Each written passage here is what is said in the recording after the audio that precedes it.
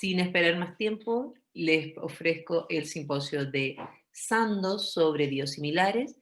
Les presento al doctor Nicolás Costa de Argentina, quien va a moderar este simposio y nos va a presentar a sus participantes. Doctor Costa.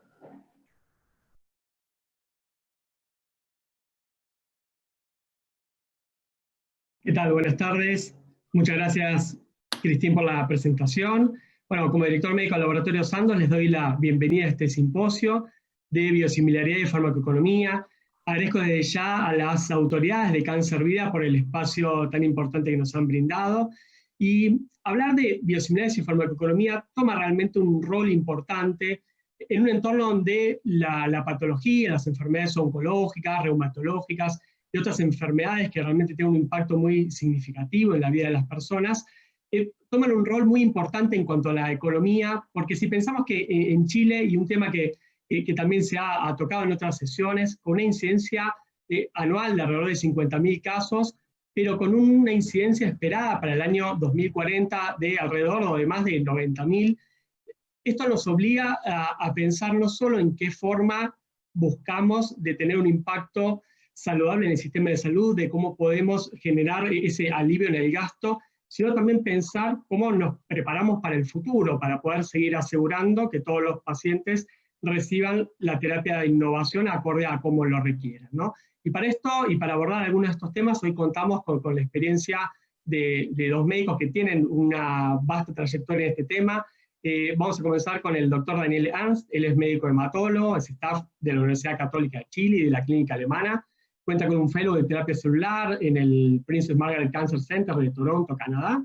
Y el doctor Espinosa, Manuel es médico, tiene un posgrado en medicina interna, tiene experiencia en epidemiología, tiene un doctorado en economía por la Universidad de York y se desempeña como profesor asociado del Departamento de Salud Pública en la Universidad Católica de Chile, donde también es jefe de la Unidad de Evaluación de Tecnología Sanitaria. Así que sin más, le paso el micrófono al doctor Daniel Ernst para que pueda comenzar con su presentación. Gracias. Buenas tardes a todos. Estoy compartiendo la pantalla. Y bueno, primero agradecer la oportunidad al Laboratorio Sandoz por la invitación a este simposio y al equipo que ha desarrollado la producción de este OncoSummit de Cáncer Vida. Así que muchas gracias a todos por la oportunidad de poder presentar acá. Me voy a limitar al tema de biosimilares en hemato-oncología porque es mi experiencia en el campo en que me desempeño. No obstante, los puntos que quiero tocar son extrapolables, obviamente, a cualquier área de los medicamentos biológicos en general. Y esto llevado al contexto que nos sitúa en cualquier caso. Entonces, me gustaría contextualizarlo también como hematólogo, hematoncólogo, con un paciente como pudiera ser un paciente chileno que me tocó ver hace poco, 59 años, y que llega por compromiso de conciencia, no puede mover su cuerpo derecho, no puede hablar, y se hace una resonancia de la urgencia que muestra que tiene una lesión en el parénquima cerebral izquierdo, tiene gran edema en la zona cerebral, se ve un tumor y ese tumor se biopsia y es compatible con un linfoma primario del sistema nervioso central, que sería de un tipo difuso, células grandes B. No tiene otras lesiones en el estudio de tapificación y el manejo, bueno, más allá de lo controversial en cuanto a que siempre existen distintas alternativas, como estaba discutiendo recién la autora Culiari en leucemia linfática crónica, la verdad es que la respuesta depende de qué se puede acceder. Y antes de la discusión técnica está la discusión de qué puedo realmente yo acceder de acuerdo con dónde estoy situado en mi sistema de salud o cuál es mi posibilidad económica personal de poder costear fármacos que pudieran no estar accesibles en el sistema de salud donde yo me atienda. Y es así como hoy, por ejemplo, este mismo paciente, un hombre de 50 años que estaba trabajando hasta hace un par de meses, en el sistema público recibiría un tratamiento que es significativamente menos efectivo y que significativamente menos opciones de alcanzar su curación con respecto a un paciente que hoy día, el mismo paciente en el sistema privado. Y esencialmente por las drogas de alto costo. dentro de las drogas de alto costo, en el mundo, en la FDA especialmente y también en EMA, estos son en linfomas únicamente los biológicos que han sido aprobados hasta el tercer trimestre de este año. Y en la rayita roja lo que quiero mostrar es cuál es el que tiene aprobación en Chile. De ahí hacia abajo, en linfomas, recientemente se aprobó los checkpoints inhibidores solamente en el linfoma de Hodgkin, en ISAPRE, pero la gran mayoría de los medicamentos biológicos no son accesibles para la gran mayoría de los pacientes con linfoma, especialmente en el sistema público, un poco menos en el sistema privado, pero incluso en el sistema privado. Y esto tiene que ver con lo complejo que son los medicamentos biológicos. Más allá del efecto clínico, más allá de la respuesta que tengan en los pacientes en sobrevida, son medicamentos que llevan detrás décadas muchas veces de investigación básica y translacional que nos traducen los distintos mecanismos de acción de cada uno de ellos. Muchas veces uno se pregunta por qué un medicamento biológico en oncología puede ser tan caro. Tenemos medicamentos biológicos que pueden costar más de 10 millones de pesos el ciclo mensual o incluso cada dosis. Cuando otros medicamentos biológicos, por ejemplo, en el área de reumatología, pueden costar un 10 o un 20%. Y esto tiene que ver porque en cáncer los mecanismos de acción son más complejos que el bloqueo de una señal. Por ejemplo, es necesario que el anticuerpo no solo se pegue cuando hablamos de un anticuerpo, sino que también sea capaz de reconocer el target molecular, integrarse en la célula y matar al tumor, o activar distintas formas de nuestro sistema de defensa, como son el complemento o las células, los leucocitos, los macrófagos y las células natural killer, que son capaces de activarse con estos medicamentos biológicos y también destruir el tumor.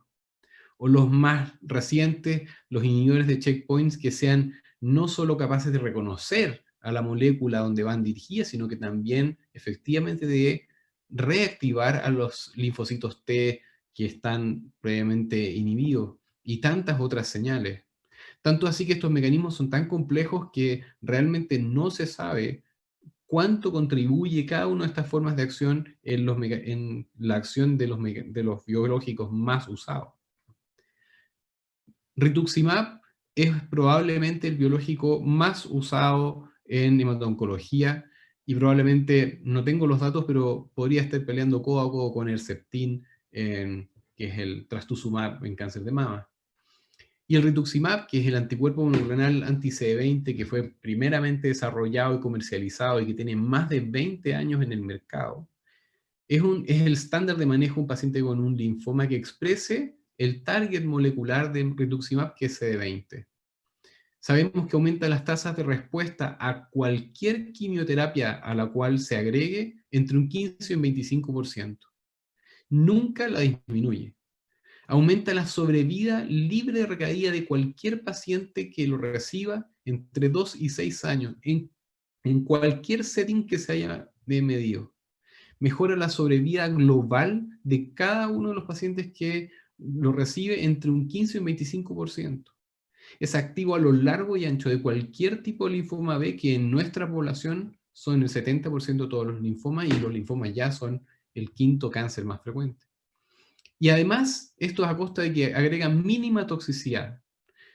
Los pacientes que reciben quimioterapia sin rituximab versus los que reciben con, prácticamente se comportan iguales.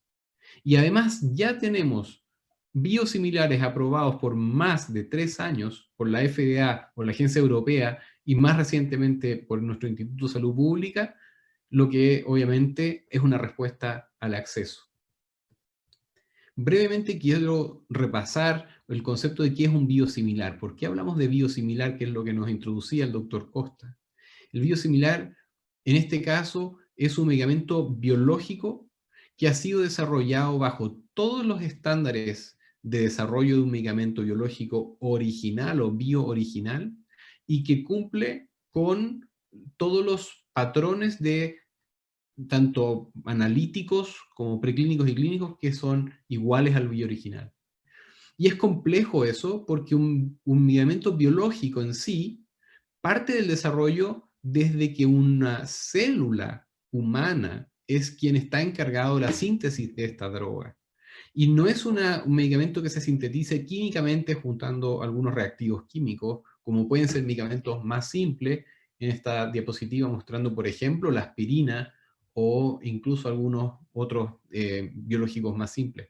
Pero, por ejemplo, un biológico complejo, como puede ser un anticuerpo monoclonal, es un fármaco enormemente complejo que requiere de toda la sabiduría biológica de una célula para llevarla a cabo. Y cuando el biosimilar se desarrolla en comparación con el bio original, si hablamos de rituximab versus el biosimilar de rituximab, es importante que para una agencia regulatoria, aquel que desarrolla el biosimilar debe cumplir con ciertos hitos, que primero es demostrar que la secuencia aminoacídica de la proteína es en todo idéntica, y que la estructura de orden superior de la droga es similar en afinidad, selectividad, farmacocinética, solubilidad, inmunogenicidad y cualquier parámetro que nos importe. Y esto es muy importante, estos parámetros deben caer dentro del rango de referencia de variabilidad normal del original y no pueden por ningún motivo estar fuera del rango de variabilidad del original. Ni tanto para peor, ni tampoco para mejor. Es importante que sea en todo biosimilar. Y otro concepto importante es que cuando se desarrolla el biosimilar, la pirámide de desarrollo que estamos acostumbrados a ver, que es esta pirámide invertida normalmente, donde los estudios clínicos tienen mucha relevancia, donde los estudios clínicos que mostraba la doctora Cugliari en el simposio anterior son esenciales para demostrar el beneficio de cada uno de los fármacos en una situación en particular o una neoplasia en particular. En el biosimilar, esa efectividad clínica ya fue demostrada por el biooriginal, por ende, la pirámide de desarrollo se invierte y todo el trabajo está en demostrar que el fármaco en desarrollo biosimilar cumple esencialmente en lo analítico, preanalítico, en todas las características que sea similar. Y los estudios farmacocinéticos, dinámicos, clínicos, confirman la eficacia y la seguridad de la droga. Y así entonces el estudio clínico cambia en cómo nosotros miramos los resultados de eficacia. No estoy tan preocupado de mostrar la sobrevida de los pacientes como lo veíamos anteriormente. Estoy preocupado de que la respuesta sea lo más importante, que sea igual. La tasa de respuesta global, que es el outcome más sensible, donde es más fácil demostrar diferencias entre distintas intervenciones en oncología, debe ser idéntico sin estar por fuera de la variabilidad estadística. Y entonces los estudios clínicos tienen poder estadístico para compararse en este tipo de outcomes. Y por ejemplo, en rituximab se eligió el linfoma folicular como la indicación más sensible, porque es donde la diferencia entre quimioterapia sin y con rituximab es donde más diferencias hay tanto en respuesta como en sobrevida. Y es así como, por ejemplo, el rituximab biosimilar de Sandoz fue probado en un estudio clínico fase 3. Esto es algo que es parte de la pirámide de desarrollo, por ende sí hay un estudio fase 3, lo que es importante para las entidades regulatorias, que se llamó ASSIST-FL, donde pacientes fueron randomizados a recibir quimioterapia con rituximab Sandoz o con rituximab de referencia europea, y fueron seguidos por 2 años. Y ustedes pueden ver en este gráfico el resultado del paper que más fue publicado en el Lancet, que las tasas de respuesta fueron iguales o estadísticamente sin diferencia entre la rama con rituximab de Sandoz biosimilar versus el bio original europeo y quimioterapia. Créanme, sin ánimo de arrastrar mucho la presentación, que en todos los outcomes fueron comparables los resultados, que no hubo diferencias en sobrevida global en este grupo paciente, y en todos los parámetros clínicos que a uno como hematólogo le es importante para notar si hay diferencias o no, no se hubo diferencias entre ambas ramas, y este es el estudio más importante a la fecha en evaluar a un biosimilar respecto a un biooriginal en linfomas.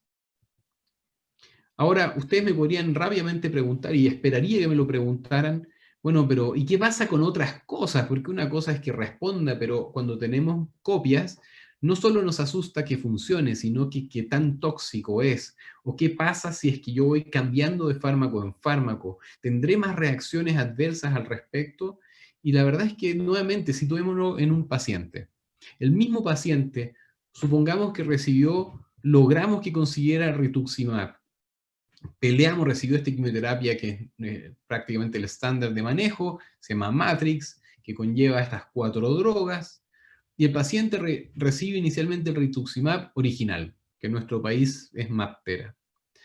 Pero nos avisan de farmacia que cuando va a cumplir el periodo para el segundo ciclo, no hay stock del original y va a haber un cambio a un biosimilar. Esto ocurre en todas las situaciones donde existen biosimilares que se estén usando. Entonces la pregunta es, ¿esto afecta a la seguridad o la eficacia de mi tratamiento? Y créanme que esto, la doctora Rojas puede dar fe y seguro que lo va a preguntar, es qué tan confiado me siento yo como clínico y qué tanta seguridad le da a mis pacientes hacer ese cambio. Y la verdad es que este término que se llama de hacer switching o intercambiabilidad, que tiene que ver con que en un paciente que parte el tratamiento con un bio original, acá en rojito o en rosado, BO, y que durante su tratamiento hace cambio a biosimilar y que puede estar alternando en cualquier secuencia, o como acá más abajo está descrito, que puede incluso alternando entre distintos biosimilares. Hay más de 90 estudios clínicos donde esencialmente están estudiados pacientes con enfermedades inmunológicas, eso sí, que no hay cambios en efectividad de la terapia, que no hay ninguna señal de inmunogenicidad, donde los pacientes no hacen anticuerpos contra la nueva droga. Y por ende se pueden alternar esto una y otra vez sin problemas tanto de eficacia como de seguridad. Esto es muy, muy importante porque este respaldo en todos estos estudios, con más de 14.000 pacientes estudiados en los estudios, hace que uno como clínico le dé tranquilidad poder indicar un biosimilar que cumpla con las características de seguridad y respaldo de la agencia regulatoria para que mi paciente reciba el tratamiento sin ningún problema. Y para concluir en el tiempo, y no me reten, me gustaría solamente decir que en nuestro país todavía, solo en linfomas, que es mi área, pero esto se extrapola a tantos otros cánceres, rituximab como ejemplo de droga biológica de alto costo, tiene evidencia y hay indicaciones que no tienen cobertura, especialmente en el sistema público, como por ejemplo el linfoma primario del sistema nervioso central, y que las guías en las cuales se respaldan las instituciones pagadoras especialmente, al momento todavía no hacen mención específicamente a biosimilares, y es un área en debe de las distintas sociedades como la Sociedad Chilena de Hematología o las guías AUGE, sobre todo, que eso sería prioritario. Y entonces es esencial que nosotros, tanto como sociedades de pacientes, sociedades de expertos, sociedades científicas, nos juntemos, nos reunamos, discutamos este tema y lo pongamos en la palestra, porque necesitamos posicionar a este fármaco a este tipo de fármacos para generar acceso y eso que impacta a nuestra población, como seguro el doctor Espinosa a continuación nos mostrará que esto es una estrategia. Muchas gracias. Bien, muchas gracias. Soy Manuel Espinosa, profesor del Departamento de Salud Pública de la Universidad Católica. Muchas gracias a los organizadores de esta sesión y aprovecho de agradecerle también a Daniel Ernst, a quien no conozco personalmente, pero ha sido muy generoso en ayudar a nuestro equipo en varios de los estudios hematológicos que hemos hecho en evaluación económica, así que es un placer poder compartir esta tribuna. El título de esta presentación es Desafíos en la evaluación de biosimilares, una visión desde la economía de la salud. Y bueno, aquí están las declaraciones de conflictos de interés, recibió financiamiento de compañías por charlas, qué sé yo, y algunos organismos no gubernamentales y también consultorías para el propio Ministerio de Salud en Chile. El punto de partida de esta discusión es por qué los biosimilares son una buena idea. Esto es intuitivo, lo saben todos ustedes, pero es el inicio de este cuento, de este relato.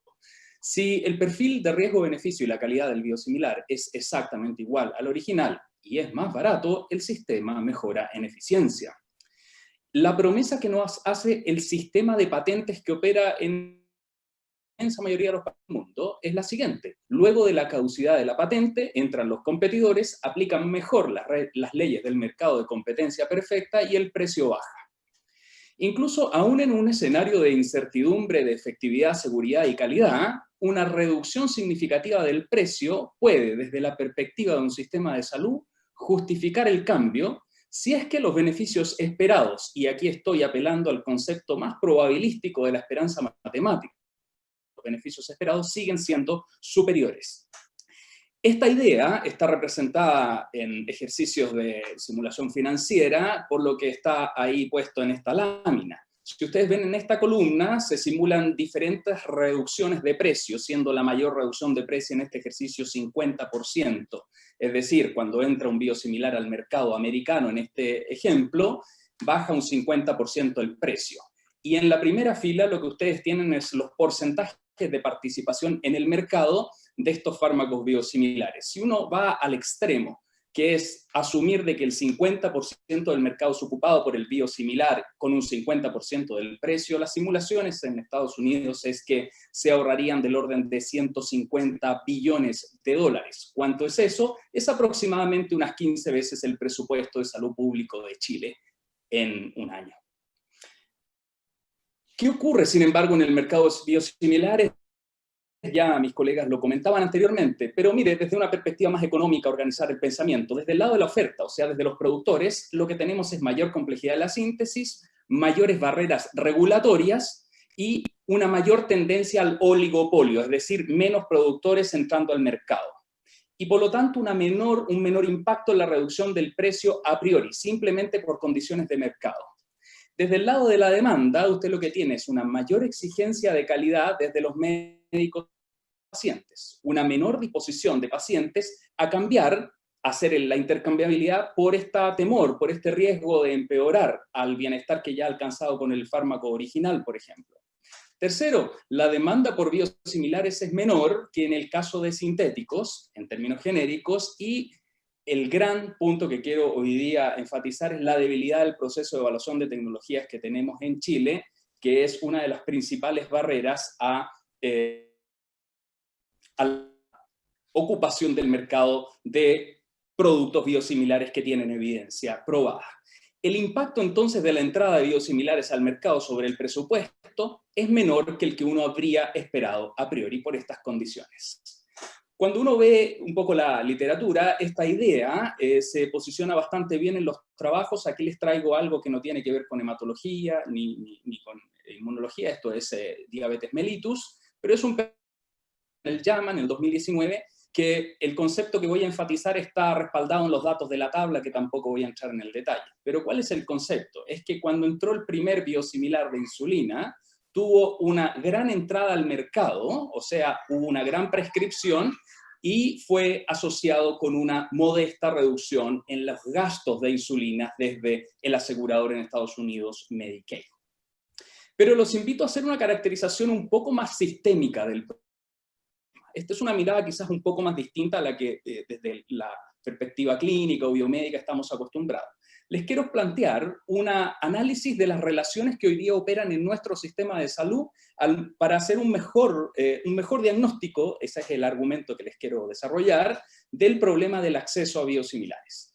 Primero tenemos un mapa de actores del sistema. Tenemos la industria innovadora, la industria de equivalentes terapéuticos, los reguladores, que en este caso SP en Chile, los prestadores, que para el ejercicio de este comentario serán los médicos, el ente pagador, que en este caso en Chile será FONASA, serán las ISAPRES, serán las Fuerzas Armadas, tenemos los pacientes, y cada uno de ellos tienen relaciones bien particulares. Por ejemplo, la industria innovadora y de equivalentes terapéuticos tiene una relación con el regulador que está normada por la ley, por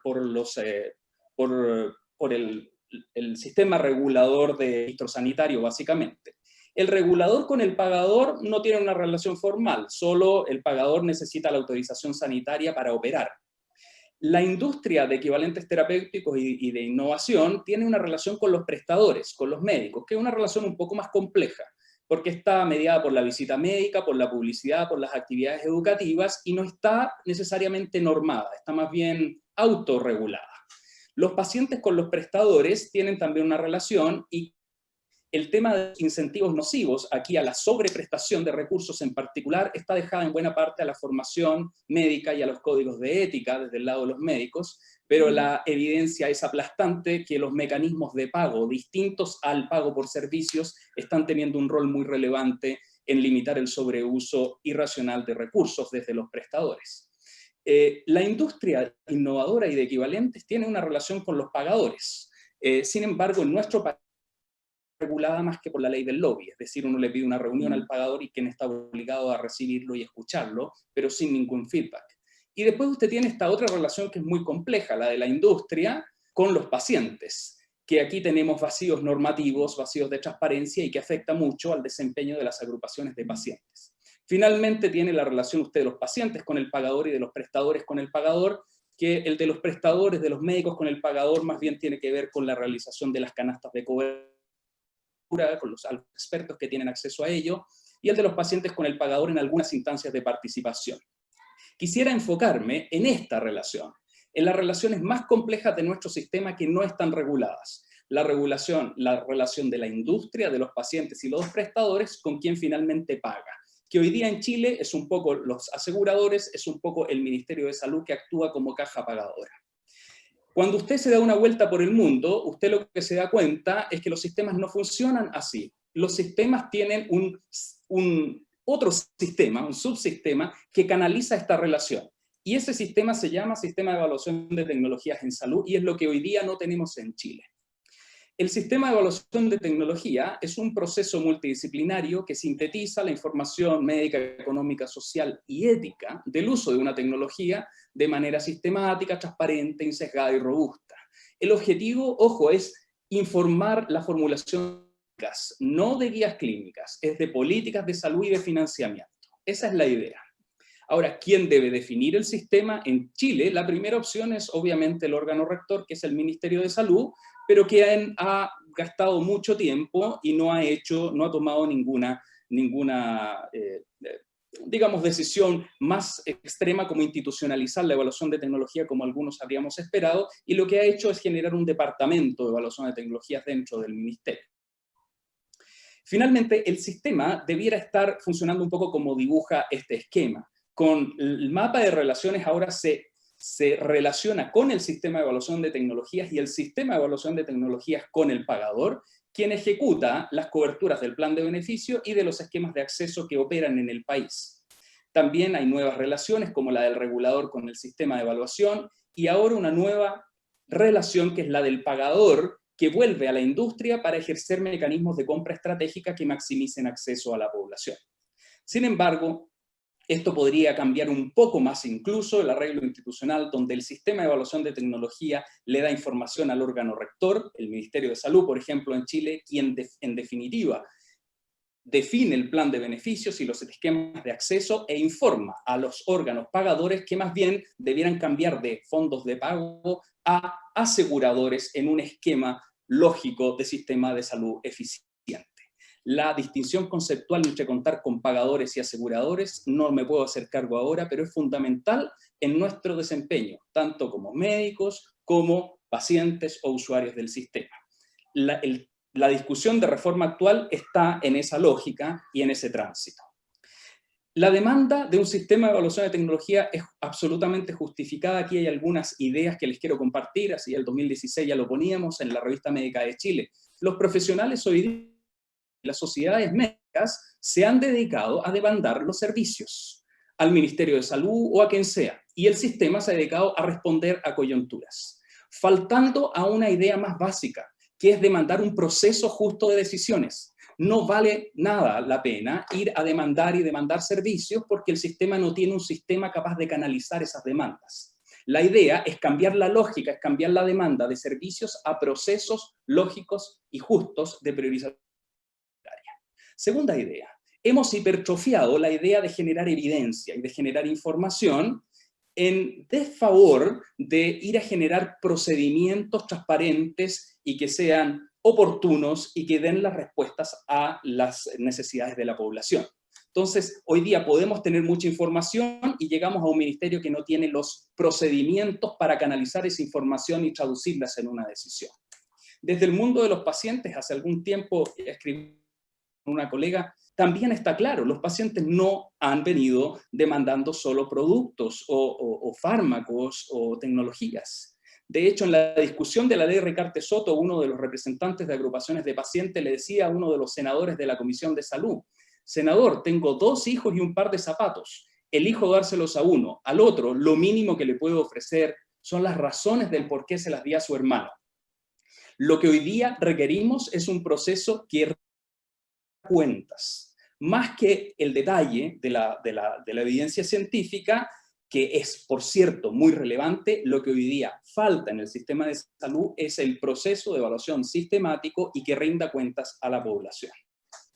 Quisiera ir terminando esta idea, ya voy a cerrar con la idea de los biosimilares, pero no puedo no tocar la idea de que hoy día llevamos 15 años después de la reforma del GES discutiendo la nueva reforma del sistema de salud.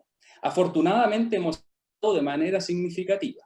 Si uno tuviera que elegir un elemento de acuerdo transversal en la discusión actual de reforma, y estoy hablando incluso de la discusión actual de hace 3 semanas en el Ministerio de Salud, es el Plan Universal de Salud. Hoy día hay acuerdo transversal entre todos los sectores políticos y de los aseguradores públicos y privados que debiéramos dejar atrás en Chile la lógica de tener múltiples esquemas de cobertura. Los 60.000 planes de ISAPRE, los distintos esquemas de cobertura de GES, Ricarte Soto, todas estas cosas distintas que es tan difícil administrar, debieran pasar a la lógica de un único Plan Universal de Salud.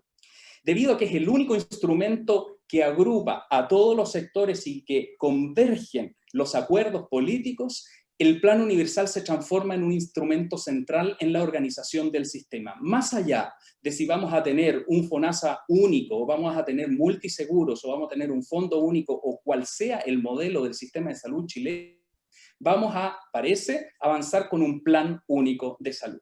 El problema de los proyectos actuales es que el plan está simplemente escrito con estas 4 palabras, Plan Universal de Salud, sin hacer mención a todo lo que implica hacer un Plan Universal de Salud. Principalmente estoy hablando de la institucionalidad de evaluación de tecnologías, que es precisamente la discusión actual que están teniendo los comisionados de reforma en el Ministerio de Salud. Y al cual la invitación que al mundo clínico y al mundo de las sociedades médicas es a participar mucho más activamente hoy día, que estamos en un Chile que cambió después del 18 de octubre del 2019 y que uno espera mayor participación de todos los actores en temas tan relevantes para la organización del sistema de salud. Solo les quiero mencionar esta diapositiva, que es la penúltima, el proyecto de ley que entró hace 2 semanas atrás al Senado, nuevamente, el proyecto de reforma al Fondo Nacional de Salud, que ahora entra con un nuevo título, Reforma al Fondo Nacional de Salud, y crea un Plan Universal de Salud. El plan está mencionado, más no está desarrollado. No sabemos su diseño y no sabemos cómo se va a elaborar y actualizar y cuál va a ser el rol de cada uno de nosotros como actores que están interesados en la elaboración y actualización del plan en su desempeño posterior. Finalmente, ¿cuál es el mayor desafío en biosimilares? Volviendo al tema inicial. Bueno, creo que después de la presentación de mi colega Daniel, queda claro de que el switch es uno de los elementos muy precisos, muy importantes en este tema. Cuando uno hace una revisión de la literatura, ya lo expresó de alguna manera Daniel en su presentación, yo pongo aquí algunas copias de la literatura que pude recabar, alguna por cierto financiada por los laboratorios de biosimilares, pero otra no, como esa segunda revisión sistemática que aparentemente los autores no tienen ningún tipo de conflicto de interés. La raya de la suma que uno puede hacer es que en general la balanza de la favorece a la intercambiabilidad. Pero aún así podemos reconocer que puede existir algún sesgo de publicación. Y por lo tanto la experiencia tanto de médicos como de químico-farmacéuticos locales que están a cargo de la farmacia de los hospitales, como me reuní hace una semana atrás con ellos, y varios de ellos relevaban esta idea de su preocupación de la intercambiabilidad, por lo tanto debiera ser considerada en cualquier decisión local. Ahora, la información reportada por pacientes resulta fundamental. Por lo tanto, las decisiones de switch o intercambiabilidad requieren una discusión profunda para sus objetivos de inclusión en esquemas de cobertura, como para también la actualización de guías clínicas. Y en mi opinión, las tres preguntas fundamentales son: ¿qué pierden los pacientes si hay intercambiabilidad? Pero la misma pregunta y al mismo tiempo para todos los actores del sistema debe de ser: ¿qué gana el sistema de salud a cambio? Y en tercero, ¿justifica entonces recomendar el cambio? Tenemos que acostumbrarnos desde los distintos sectores a poner los intereses de nuestro paciente, pero también el interés de todos los pacientes y de toda la población, que es la perspectiva del sistema de salud. De otra manera, no vamos a avanzar en el acceso sostenible en nuestro país. Finalmente, la normativa regulatoria, por cierto, que no debe limitar el switch en la medida que exista un consenso técnico que lo respalde. Y esta mención la hago específicamente por la normativa que puede resultar relativamente vaga al momento de poder generar ciertas barreras en los procesos de licitación pública para incorporar la compra de biosimilares para su intercambiabilidad en el desarrollo habitual de las prescripciones que hacen los clínicos. Por lo tanto, la normativa no debiera estar limitando la intercambiabilidad per se. Finalmente, la discusión sobre el acceso oportuno de biosimilares debe, en mi opinión, una perspectiva, una óptica más amplia. Chile requiere implementar un sistema de evaluación capaz de canalizar los esfuerzos de todas las partes, industria, profesionales médicos, farmacéuticos, pacientes, aseguradores, para avanzar en acceso.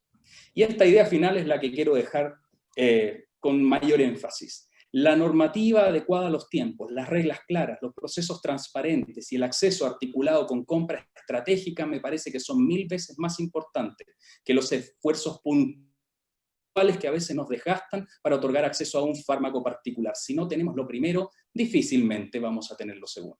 Muchísimas gracias. Muchas gracias, Manuel Espinosa, muchas gracias, Daniel Ernst, por su claridad ahí en presentarnos estos enfoques. Animo también a la audiencia que puedan hacer sus preguntas a través del chat para poder tener este espacio y poder intercambiar opiniones. Mientras tanto, preguntarles, ¿cómo ven ustedes en esta tríada que veíamos en relación a la información, en relación a la intercambiabilidad de un biológico de referencia, un biosimilar? ¿Cuál es el rol o cómo debería ser el enfoque para el paciente? ¿Cómo ven? Y la pregunta es un poco doble, ¿no? ¿Cómo ven ustedes que pasa en la realidad? ¿Realmente el paciente sabe cuál es el biológico que recibe? ¿O cómo ven ustedes que debería ser el enfoque adecuado para que todos los actores estén en sintonía y al tanto de qué tipo de medicamentos reciben y qué seguimiento deberían ahí realizar? Sí, me gustaría contestar eso. Yo creo que esto de partida no debería ser una discusión en cada consulta o en cada intervención. Al transformar esto en una discusión individual, se pone sobre la mesa la posibilidad de un problema. Cuando en la práctica, lo que yo creo que bien sintetizaba Manuel al final, es que esto es una discusión tanto técnica como de acceso. Y si en la discusión previa del sistema de salud es que el fármaco es en todo comparable y que el paciente lo puede recibir sin afectar su eficacia o su seguridad, no hay discusión con el paciente. Yo, en general, creo que es bueno separar esto y poner siempre el ejemplo al lado. Yo cuando estaba estudiando medicina, recordaba cómo le indicábamos con nombres de fantasía los medicamentos, los antibióticos a los pacientes. Creo que llevo más de 10 años sin escuchar que lo hagamos con nombre de fantasía a algún antibiótico, y dudo que alguno de mis colegas acá presentes o alguno con los quienes yo comparto se fije si el paciente recibe un antibiótico original o una copia. El argumento en contra es que esto es cáncer y que obviamente esto es más importante y pudiera ser así. No estoy tan seguro que eso sea tan así en todos los casos. No obstante, el trabajo tanto científico de mostrar los argumentos previos y en lo técnico y de la agencia regulatoria de poder demostrar que esto es así y que es comparable, hace que esto no se transmita en una discusión hacia el paciente que pueda generar ansiedad o conflicto en el seguimiento. Yo creo que esto incluso genera problemas en la relación médico-paciente. Si yo como clínico, si nosotros como clínico estamos seguros de que son comparables, no hay discusión. Y más bien la confianza es que si mi paciente me pregunta, yo le tengo que dar la seguridad de que hemos evaluado que lo que le estamos dando es lo mejor que tenemos. Perfecto. Y estamos ya ahí por cerrar muy rápidamente para cubrir la última pregunta. Pregunta para Manuel, ¿cómo sería el mecanismo ideal para tener un ente de evaluación de tecnología sanitaria en Chile? ¿Y cómo la bioequivalencia se incorpora hoy a la ley de medicamentos, como para hacer un cierre bien sucinto para esta respuesta? Cierre bien sucinto. Esa es la pregunta que hoy día emana del propio Ministerio de Salud y desde los comisionados que están discutiendo el tema de reforma.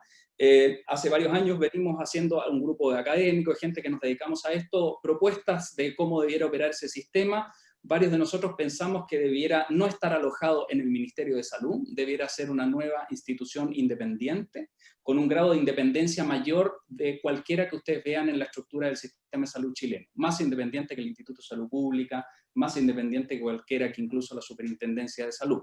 Porque se trata de tomar decisiones difíciles de priorización donde le vamos a tener que decir sí a algunos pacientes y a otros no. Eso debiera tener un arreglo institucional similar, en mi opinión, al del Banco Central de Chile, con ese grado de independencia. Eso es lo que uno ve en el NICE en el Reino Unido, en KTH en Canadá, etcétera, etcétera.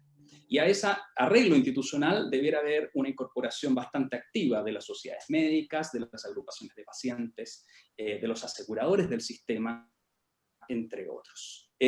Eso es lo sucinto. Ese es un tema que me apasiona, así que podríamos hablar mucho más, pero eso es lo sucinto.